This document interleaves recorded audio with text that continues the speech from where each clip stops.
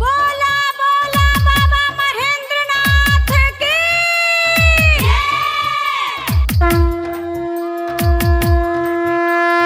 बोल बम कहतई हो, गाजा पी के बम सब नचतई हो।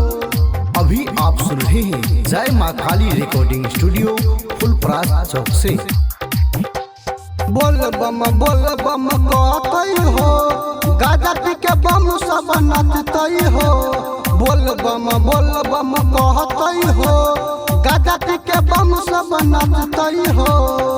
सब कमरिया अगल बगल से, सब कमरिया अगल बगल से भोला जी के भगती में नचतई हो, नचतई हो। बोल बम कहतई हो, गाजा पी के बम सब नचतई हो।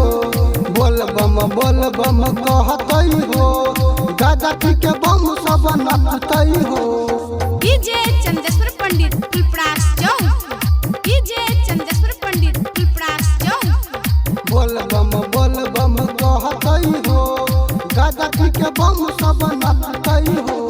छोड़ के चल गेल जान कोना गाँव हो, ओकरा बिना नीक नहीं लगा बाबा धाम हो, ओकरा बिना नीक नहीं लगा बाबा धाम हो। छोड़ के चल गेल जान कोना गाँव हो, ओकरा बिना नीक नहीं लगा बाबा धाम।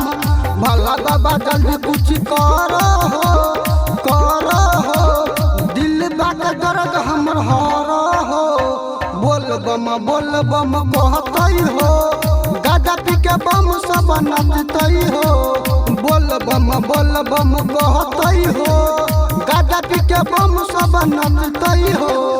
डीजे चंदेश्वर पंडित फुलपरास चौक, डीजे चंदेश्वर पंडित फुलपरास चौक। बोल बम कहतई हो, गाजा पी के बम सब नचतई हो।